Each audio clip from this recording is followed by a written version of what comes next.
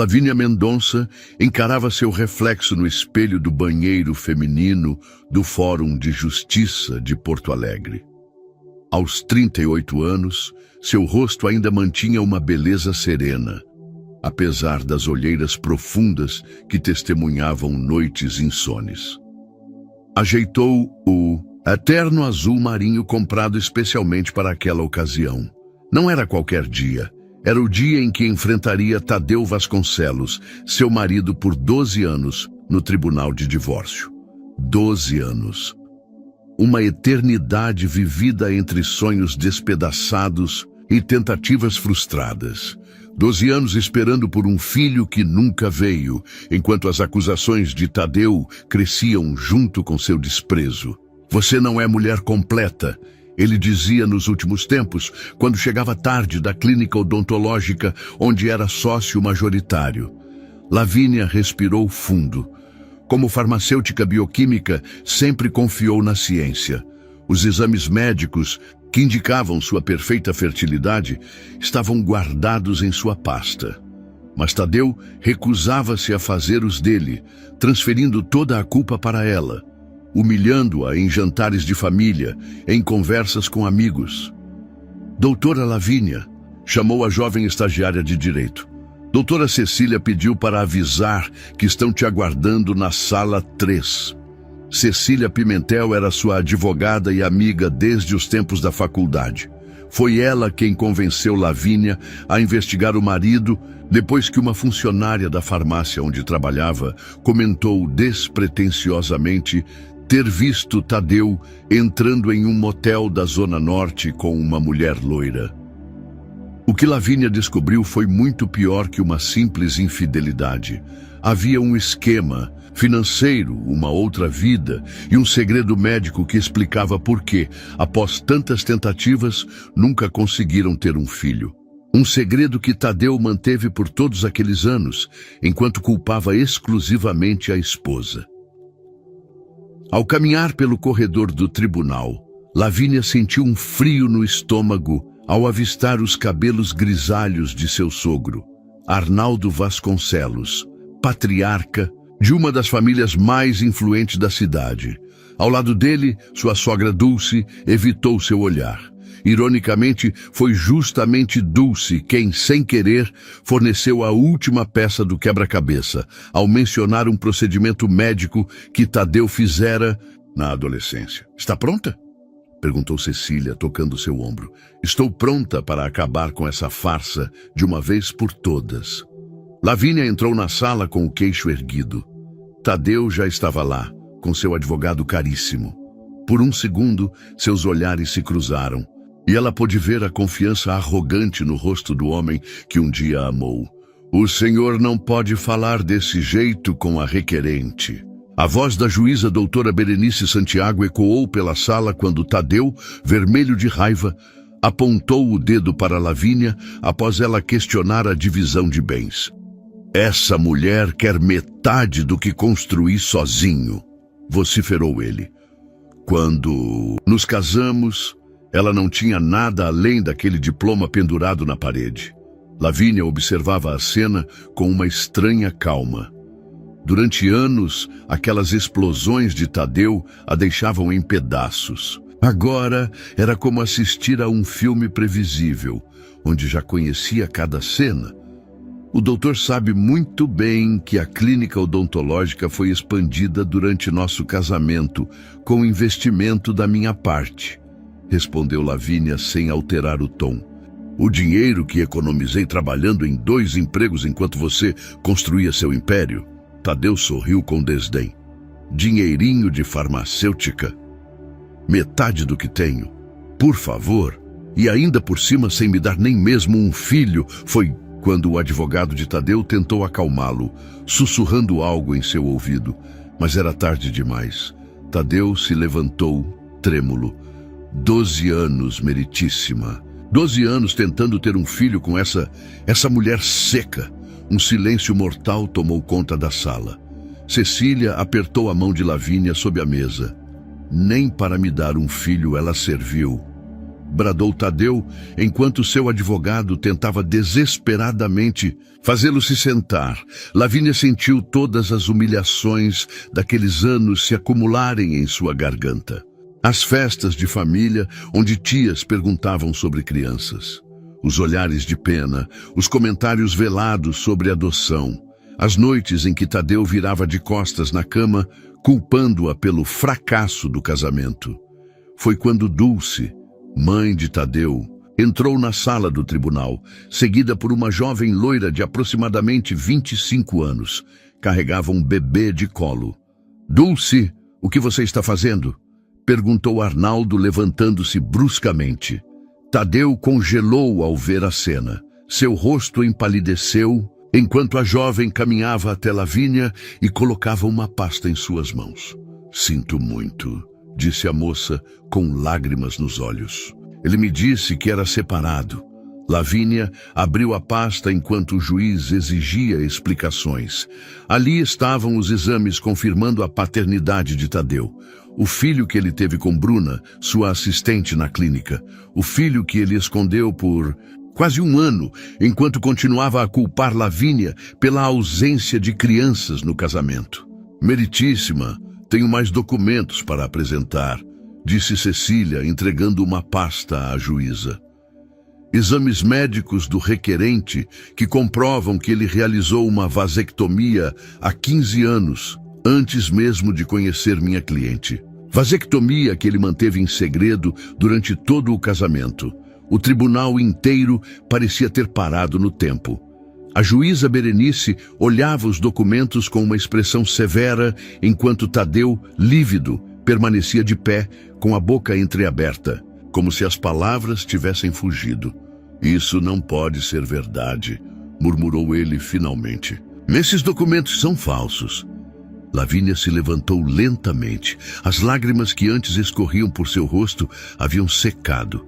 Anos de humilhação pública tinham finalmente encontrado seu fim. "O problema sempre foi você, Tadeu", disse ela, com uma voz clara que ecoou pela sala. "Não apenas por ser estéril e esconder isso de mim, mas por me culpar todos esses anos." Tadeu cambaleou, apoiando-se na mesa. Seu advogado parecia tão chocado quanto ele. "Você sabia disso?" A juíza perguntou diretamente para Arnaldo, que mantinha os olhos baixos. Foi apenas uma precaução", balbuciou o patriarca dos Vasconcelos. "Tadeu era jovem, herdeiro único. Não queríamos que alguma oportunista." Dulce interrompeu o marido. "Chega de mentiras." "Arnaldo", exclamou com a voz embargada, "nossa nora sofreu por 12 anos, enquanto vocês dois mantinham esse segredo absurdo.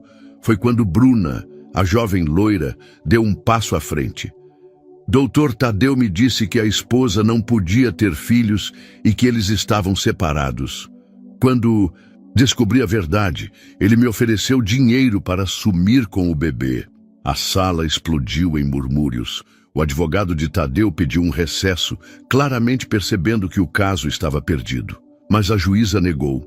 "Senhor Vasconcelos, o senhor não apenas cometeu adultério, mas falsificou documentos médicos, mentiu em juízo e, pelo que estou vendo nestes registros bancários, desviou bens do casal para contas particulares. Isso pode resultar em processos criminais." Tadeu caiu de joelhos, olhando para Lavínia com desespero. "Eu posso explicar. Eu não queria te magoar." Lavínia não sentiu compaixão. Aquele momento revelador não trazia alegria, apenas a confirmação de que perdera anos preciosos de vida, acreditando ser menos mulher por não conseguir engravidar. "Quero o divórcio e metade de tudo", disse ela firmemente. "E quero que seja registrado que você, um cirurgião dentista, falsificou exames médicos para me fazer acreditar que eu era infértil." Dulce aproximou-se de Lavínia e, para surpresa de todos, tomou suas mãos. "Minha filha, sei que não tenho direito de pedir nada, mas quero que saiba, esse netinho não tem culpa. Se um dia você puder perdoar." Os olhos de Lavínia se encheram de lágrimas novamente. mas dessa vez eram diferentes. Olhou para o bebê nos braços de Bruna, inocente, como ela mesma fora um dia. 6 meses se passaram desde o fatídico dia no tribunal. A vida de Lavínia havia mudado completamente. O divórcio foi finalizado em tempo recorde, com a justiça determinando a divisão igualitária dos bens, incluindo 50% da clínica odontológica. Tadeu tentou recorrer, mas a evidência de suas mentiras e fraudes era irrefutável. Numa tarde de outono, Lavínia caminhava pelo Parque da Redenção quando avistou um rosto familiar. Bruna empurrando um carrinho de bebê sob as árvores amareladas. Seu primeiro impulso foi desviar o caminho, mas algo a fez seguir em frente. "Olá", disse Lavínia, aproximando-se cautelosamente. Bruna enrijeceu ao reconhecê-la, mas não fugiu. "Doutora Lavínia, eu sinto muito por tudo." Elas se sentaram em um banco.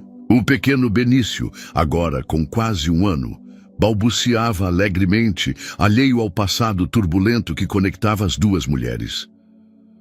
"Como você está se virando?" perguntou Lavínia, notando as olheiras no rosto da jovem. "Estou trabalhando meio período em outra clínica. Tadeu paga a pensão, mas..." Bruna hesitou. "Ele nunca vem ver o filho." Lavínia não se surpreendeu. O Tadeu que conhecera por 12 anos só se importava consigo mesmo. Nas semanas seguintes, algo inesperado aconteceu. Lavínia, que havia utilizado sua parte na clínica para abrir seu próprio laboratório de análises clínicas, ofereceu a Bruna um emprego. A princípio, os funcionários estranharam, mas logo perceberam a dinâmica única que se formava. 2 mulheres reconstruindo suas vidas após serem enganadas pelo mesmo homem. "Por que você fez isso?" perguntou Cecília durante um jantar. "Dar emprego à amante do seu ex-marido." Lavínia bebericou seu vinho antes de responder. "Sabe o que percebi, Cecília? Que também fui vítima de um sistema que coloca nas mulheres toda a pressão e culpa quando não conseguem engravidar. Passei anos me sentindo inferior, defeituosa. Bruna foi usada tanto quanto eu." Foi nesse período que Lavínia conheceu Matheus Santana, um médico geneticista que frequentava seu laboratório. Aos 45 anos, divorciado e pai de gêmeos adolescentes, Matheus tinha um olhar gentil que desarmava as defesas que Lavínia construíra ao redor de seu coração. "Você não tem medo de se envolver novamente?" perguntou Bruna certa vez, enquanto organizavam amostras no laboratório. "Tenho pavor", admitiu Lavínia, "mas tenho mais medo de deixar que o que Tadeu fez defina o resto da minha vida." Enquanto isso, a reputação de Tadeu desmoronava. A história da vasectomia secreta e das acusações contra a ex-esposa espalhou-se pelos círculos sociais de Porto Alegre. Pacientes começaram a cancelar consultas, sócios pediram seu afastamento da clínica. O império que ele tanto valorizava estava ruindo. Numa noite chuvosa, Lavínia atendeu a campainha para encontrar um Tadeu irreconhecível, desgrenhado, aparentemente bêbado, implorando por perdão. "Por favor, Lavínia, eu estava confuso. Eu te amava."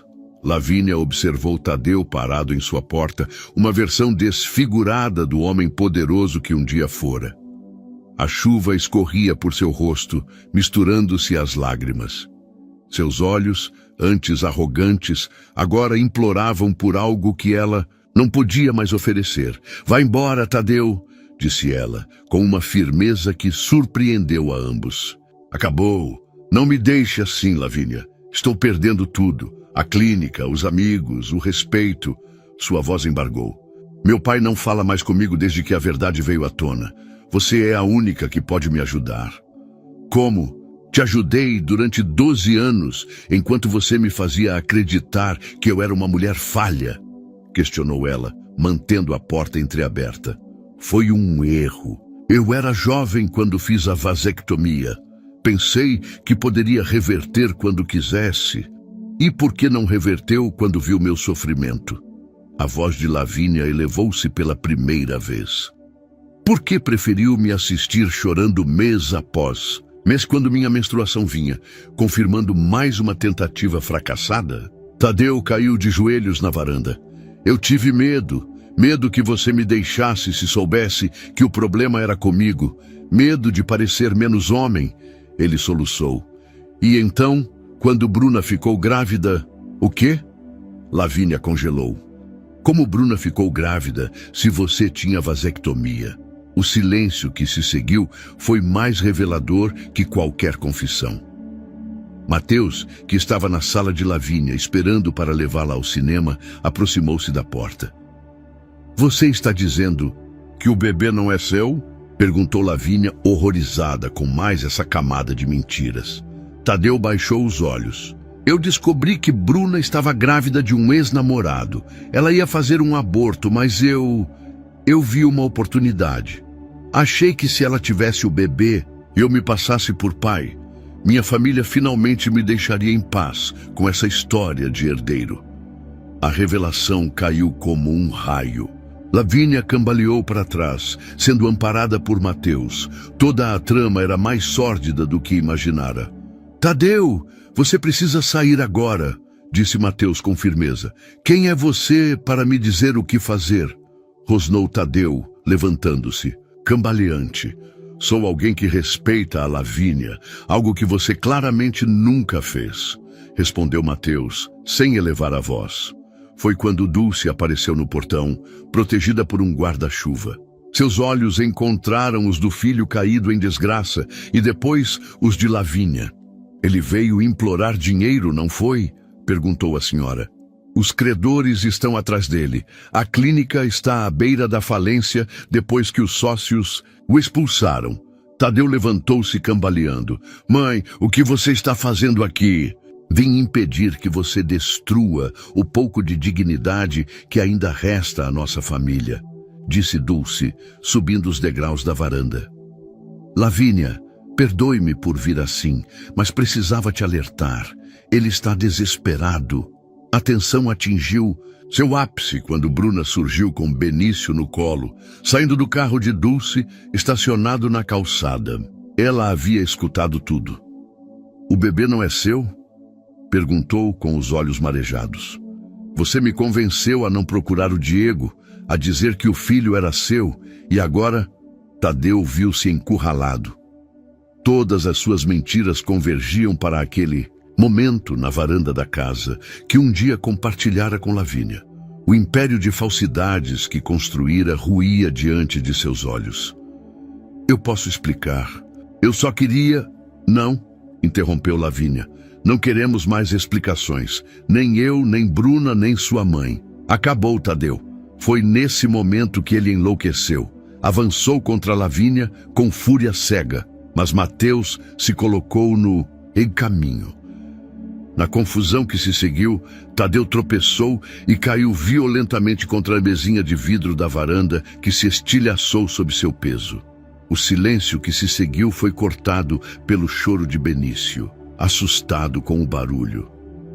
Tadeu jazia, imóvel entre os cacos de vidro, um filete de sangue escorrendo de sua têmpora. 3 semanas se passaram desde a noite fatídica na varanda de Lavínia. Tadeu sobreviveu à queda, mas o escândalo atingiu proporções inimagináveis quando a imprensa local descobriu a história. Herdeiro dos Vasconcelos internado após confronto com ex-esposa. Era a manchete que circulava pela cidade, acompanhada de especulações sobre a vasectomia secreta e o falso herdeiro. No Hospital São Lucas, Lavínia caminhava pelo corredor asséptico até o quarto onde Tadeu estava, internado, não por compaixão, mas por um estranho senso de encerramento que precisava concretizar. Tem certeza que quer fazer isso? Perguntou Mateus, segurando sua mão. Tenho. Preciso olhar nos olhos dele uma última vez para seguir em frente. Ao entrar no quarto, encontrou Tadeu deitado, com uma aparência frágil que contrastava com sua personalidade dominadora de outrora. Um curativo cobria sua têmpora e tubos de soro conectavam-se ao seu braço. Arnaldo estava sentado ao lado da cama, envelhecido pela tragédia familiar. Lavínia, Tadeu murmurou ao vê-la. Você veio... Arnaldo levantou-se constrangido. Vou deixá-los a sós, disse o patriarca, passando por Lavínia sem encará-la. Quando ficaram sozinhos, um silêncio pesado pairou sobre o quarto. Não era o silêncio de inimigos, nem de amantes. Era o silêncio de dois estranhos que um dia compartilharam uma vida. Os médicos disseram que vou me recuperar totalmente. Tadeu quebrou o silêncio. Fisicamente, pelo menos.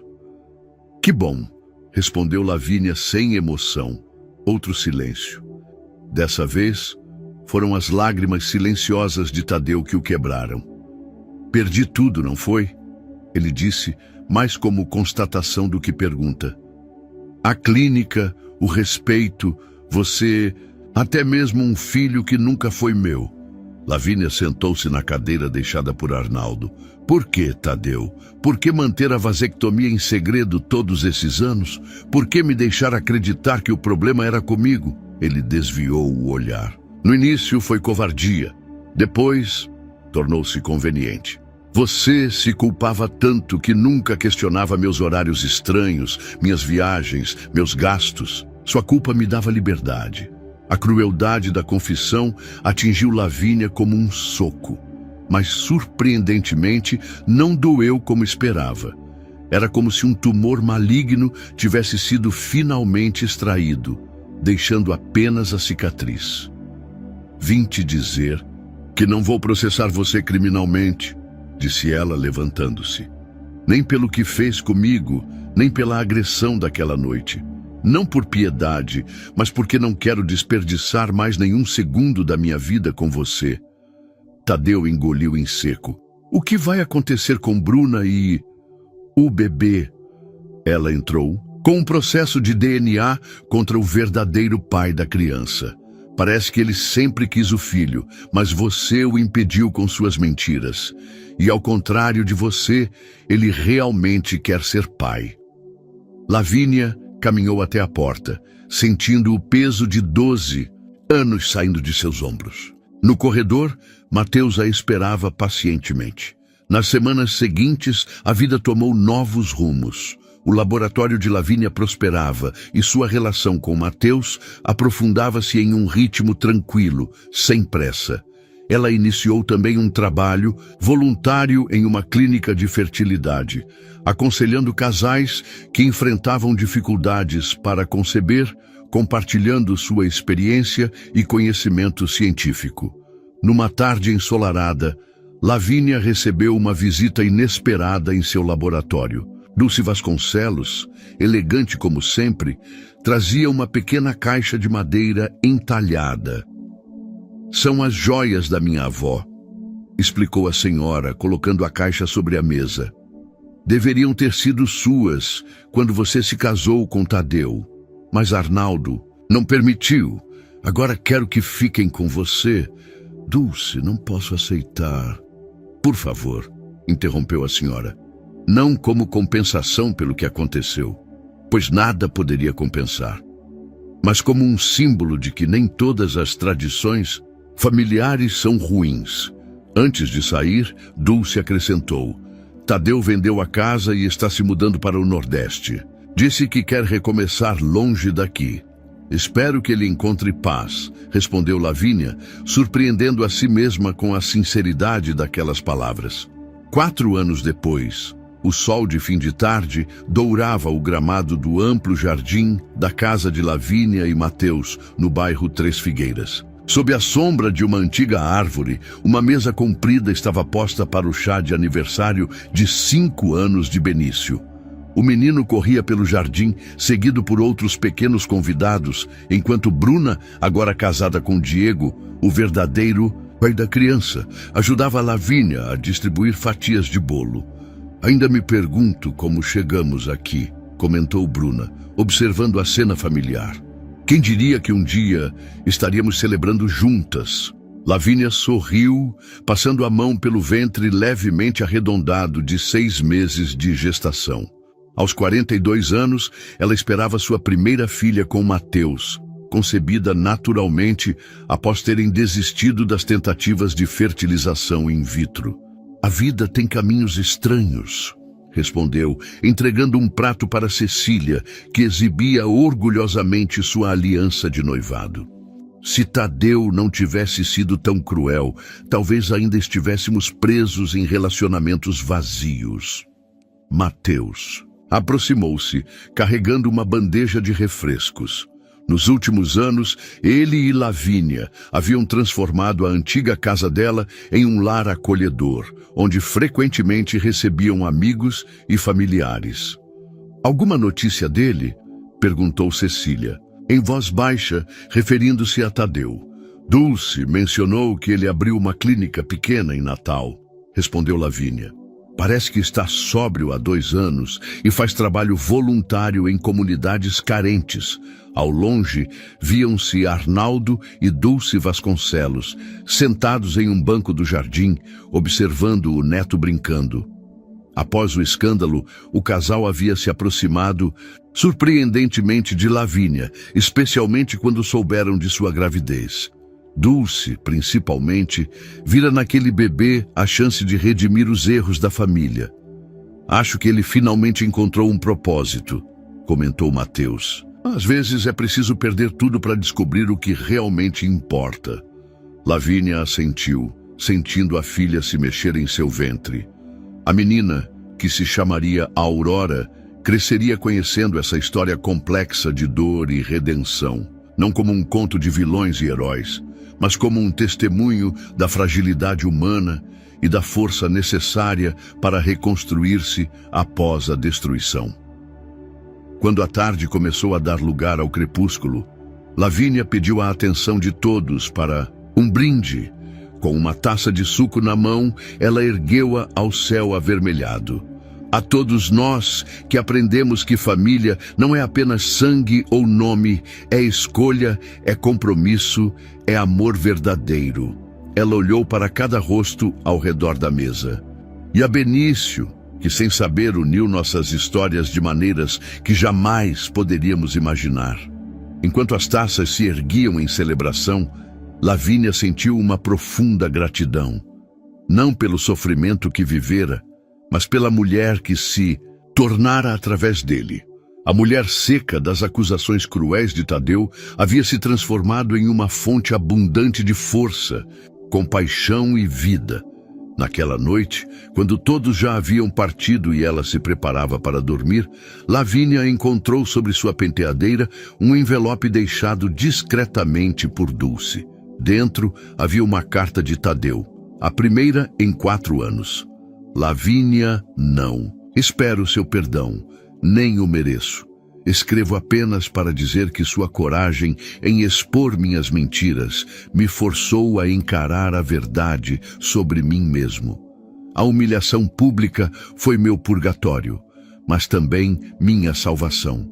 Soube de sua gravidez e fico genuinamente feliz por você. O universo tem um estranho senso de justiça, não é mesmo? Hoje ajudo pessoas que não podem pagar por tratamento odontológico. É pouco diante do mal que causei, mas é um começo. Que sua filha cresça sabendo que sua mãe é a mulher mais forte que já conheci. Tadeu." Lavínia dobrou a carta e guardou-a em uma gaveta. Não sentia mais raiva, nem mesmo mágoa. Apenas uma serenidade que vinha da certeza de que sua história, por mais dolorosa que fosse, havia terminado exatamente como deveria. Com ela como protagonista de sua própria vida, não como vítima da crueldade alheia. Mateus entrou no quarto, trazendo 2 xícaras de chá. "Tudo bem?" perguntou, notando seu olhar pensativo. "Tudo perfeito", respondeu ela, recebendo a xícara com um sorriso. "Mais perfeito do que jamais imaginei que seria. Fim."